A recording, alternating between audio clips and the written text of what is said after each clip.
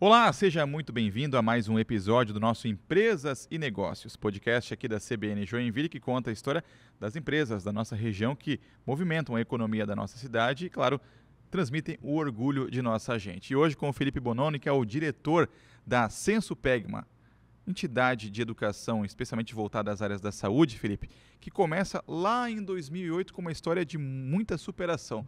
Seja muito bem-vindo, obrigado pela sua presença conosco, tudo bem?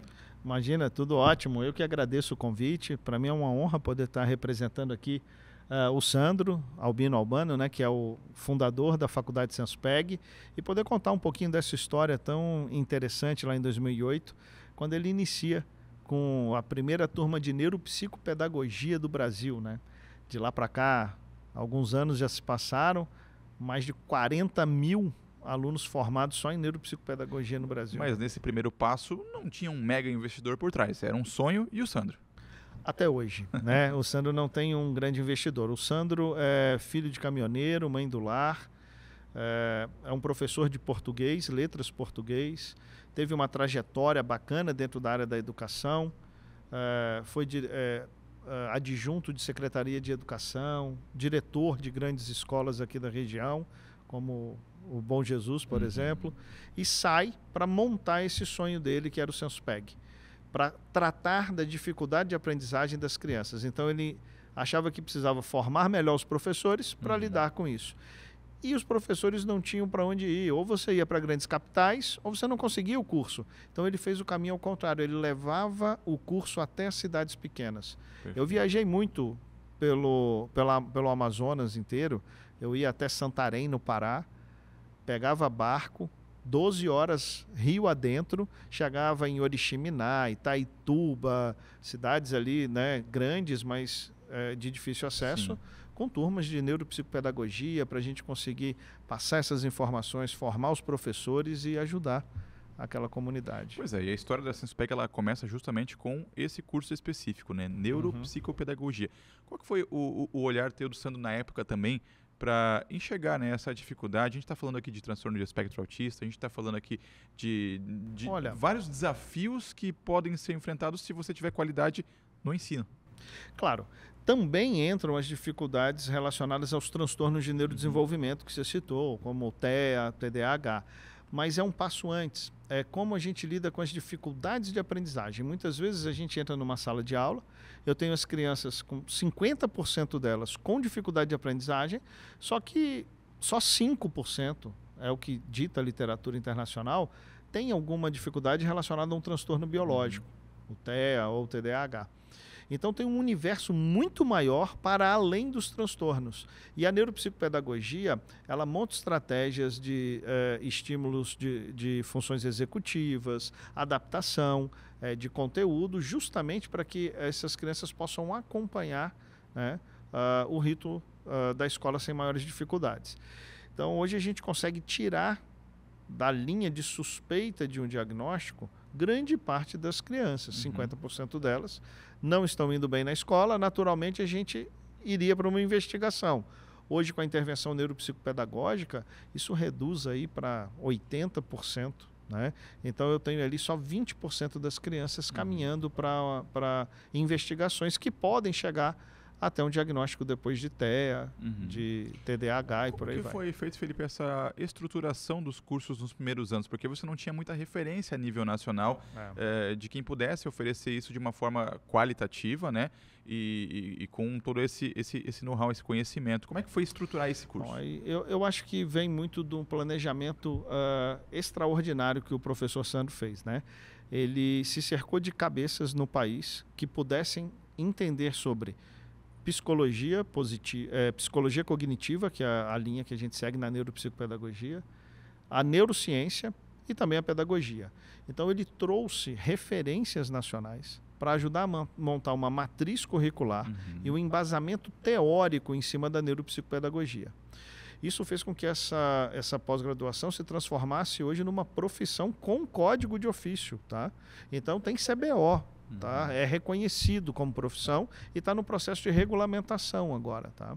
Então a Faculdade Sensupeg tem no Sandro essa referência de trazer os melhores para poder produzir esse conteúdo. E aí a grande sacada, na minha opinião, ele pega parte do dinheiro que ele estava começando a ganhar e ele reinveste isso em pesquisa. Então ele tem o primeiro, e até que se prove ao contrário, o único laboratório de estudo neuropsicopedagógico no Brasil. E toda a ciência gerada em neuropsicopedagogia vem a partir da Faculdade Senso-PEG. Somos referências no Brasil. Tem um congresso, que é o Aprender Criança. É o maior congresso latino-americano de educação, neurociência e educação. Nós, nos últimos 5 anos, ganhamos o primeiro lugar em todas as edições. O último, inclusive, foi com a Prefeitura de Joinville, por estar iniciando com o processo de neuropsicopedagogia dentro das escolas. Já tivemos um primeiro resultado publicado em revista científica e foi o trabalho premiado, né, nesse congresso latino-americano. Deixa eu até aproveitar para fazer essa provocação, porque esses universos se cruzam, né? A gente está falando aqui, por exemplo, de crianças de 7, 8, 9, 10 anos, Sim. muitas vezes, em que já é possível você perceber alguns sinais ali de você certeza. trabalhar cedo isso, você consegue corrigir vários problemas futuros. Qual que é o grande desafio do poder público para transformar todo esse conhecimento hoje que a Senso-PEG tem, que a Senso-PEG ajudou a construir, né, essa pirâmide no Brasil, para colocar dentro das escolas públicas de uma maneira mais macro? Eu acho que é o desafio, talvez, de toda a sociedade, é entender hoje o que de fato é verdade e o que é fake, né? Hoje a gente tem aí uma enxurrada de informações, muitas pessoas trazendo soluções, mas essas soluções não são embasadas em nenhum estudo científico. Então, eu tenho que tirar o chapéu para algumas prefeituras pelo Brasil, né? Nós já temos mais de 32 mil crianças estudadas. Uma delas que se destaca é a Prefeitura de Joinville, tá? Principalmente com a gestão atual do prefeito Adriano, que está fazendo um planejamento baseado em evidência científica. Então, a resposta da tua pergunta é isso, não é a Senso-PEG só que tem uma solução. Na verdade, a gente precisa buscar quem tem embasamento científico para o problema que eu preciso resolver.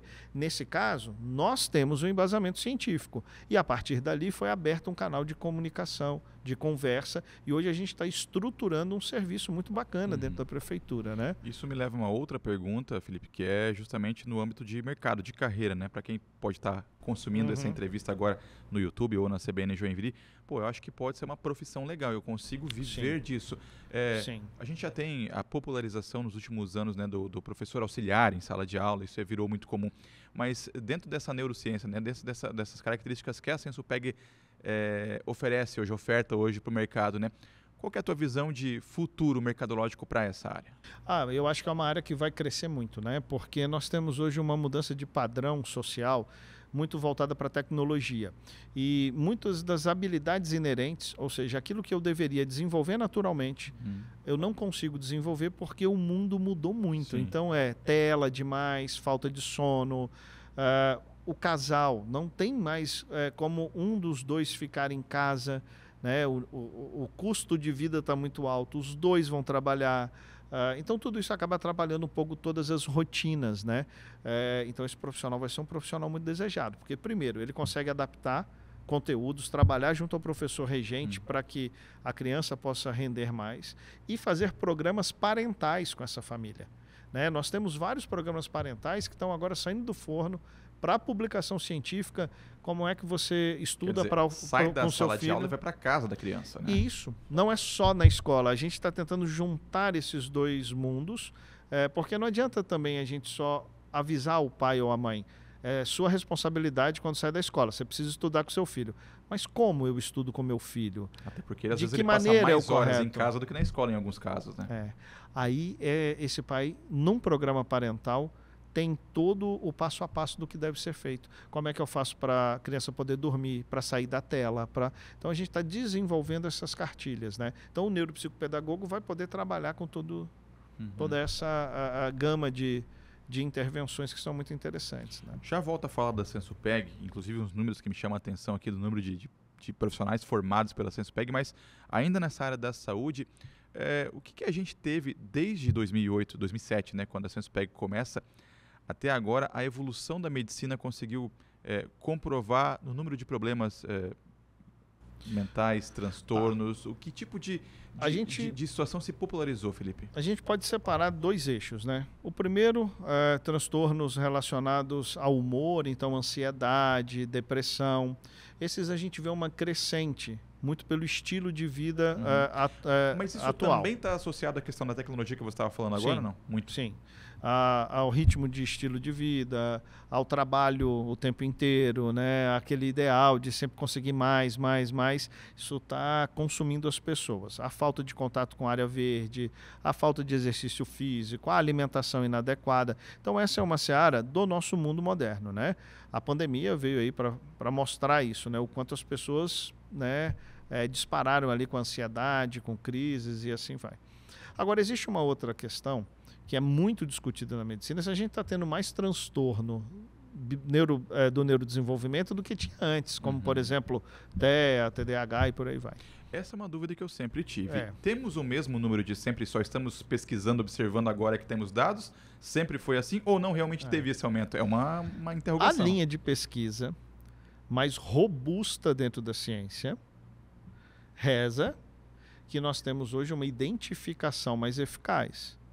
Tá? Embora tenha aumentado o número de crianças com TEA, por exemplo, no mundo, isso saiu de 1,7, 1,8 há décadas atrás para 2,3, 2,4 hoje. Não é o mesmo crescimento que a gente tem no número de diagnóstico, por exemplo. Não, não é. E aí nós temos uma questão, né, dos processos para chegar nesse diagnóstico, que aí é muito o que eu te falo sobre juntar todas essas questões dentro de uma administração pública que quer levar a ciência para dentro da sua praxis. Compartilhar conhecimento. Isso, porque aí eu vou ajudar a atenção primária, vai estar ligada com a educação, vai ter um caminho único por onde essa criança com alguma suspeita vai passar, por uma equipe multiprofissional, não vai ser um único indivíduo fazendo diagnóstico, né? Precisa respeitar essas questões. Assim, eu acho que a gente consegue de novo controlar, né? Tem que ter muito cuidado quando a gente fala sobre esses diagnósticos, porque o fato de você jogar uma suspeita numa criança, você rotula essa criança, né? Eu não vejo qual é o interesse de alguém querer que uma criança seja rotulada. É claro que uma criança que tem o transtorno é fundamental que a gente consiga fazer a identificação quanto antes. Para começar o tratamento. Para começar, todos os encaminhamentos para que ela possa ter melhor qualidade de vida, para que ela possa se desenvolver plenamente. Os direitos civis. Agora, as crianças que não estão nessa rota de transtorno, quando a gente as coloca, elas tiram vaga das crianças que realmente necessitam, os recursos ficam mais divididos, né? Ninguém aqui está falando sobre economizar recurso, mas é sobrar mais para usar esse recurso com mais eficiência e qualidade para quem de fato precisa. Investir da maneira correta. Voltando aos dados impressionantes da Sensupeg, quantos alunos aproximadamente formados até hoje? 100 mil. 100 mil alunos. Na nossa história. A gente está falando de graduação e pós-graduação. Graduação e pós-graduação. A Faculdade Sensupeg foi o maior centro de pós-graduação presencial do Brasil antes da pandemia. Hoje ainda tem muitas turmas, mas é claro que depois da pandemia esse formato vai muito também para aula ao vivo, né? Via as plataformas, né, de comunicação.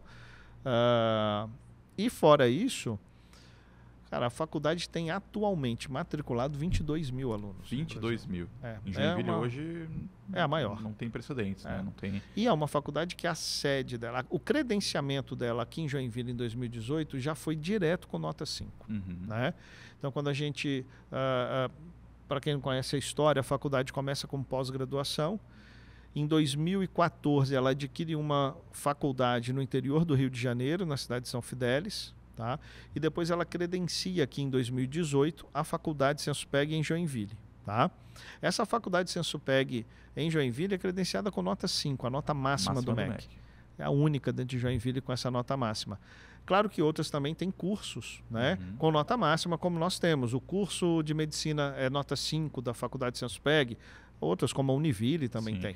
E a gente vai para uma área que é a democratização da educação, o ensino EAD, né, que muita gente quer, fazendo um paralelo aqui, quer prejudicar, né, tem toda uma lógica de mercado, mas ela leva o acesso à educação para muitos lugares e pessoas que não teriam esse acesso. E a Senspeg também é uma referência nesse sentido com seus polos. Sim, a Senspeg é uma referência nesse sentido. Ela faz uma educação EAD de altíssima qualidade.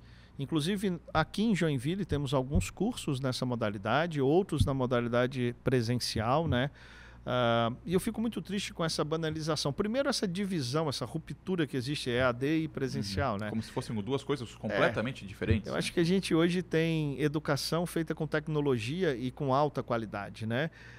Se eu faço um formato com mais presencialidade ou menos presencialidade, necessariamente isso não está aliado a mais ou menos qualidade, né? Eu percebo que muita gente reclama que tem engenheiros que estão formados há muito tempo e, aliás, há muito tempo, né, as pessoas reclamam que o setor da engenharia tem profissionais que não estão trabalhando bem, que o profissional da saúde há muito tempo já não trabalha bem.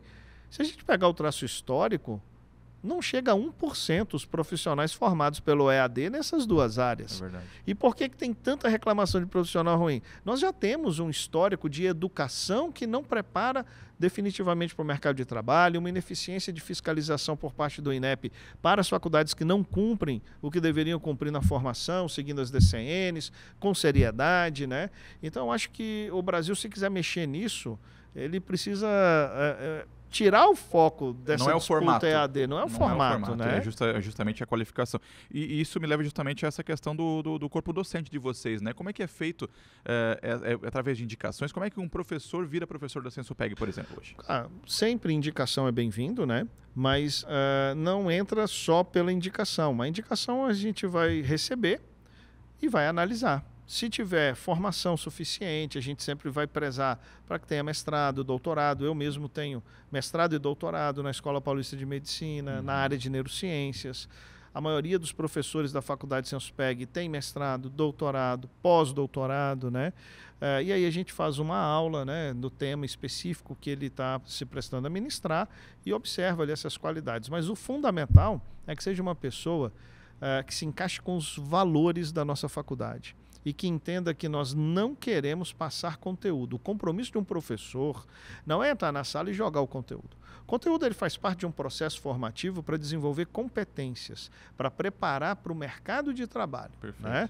Então, eu não tenho a minha tarefa concluída só porque eu já dei a minha aula. Eu preciso me certificar como é que está essa experiência de aprendizagem, como ele está utilizando isso, de que forma ele assimilou.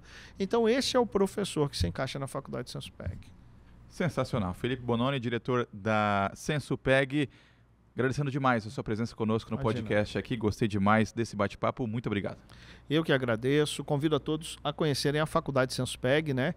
Ali do lado da JK, curso de medicina. Tá lindo, já com mais de 100 alunos e as inscrições estão abertas. É isso aí, mais detalhes lá no site da Senspeg. Para você que está ouvindo esse podcast em 95.3 FM, um recado, lá no YouTube, @CBN Joinville, fica disponibilizado também essa entrevista com imagens. Muito obrigado pelo carinho de sua audiência e até a próxima semana.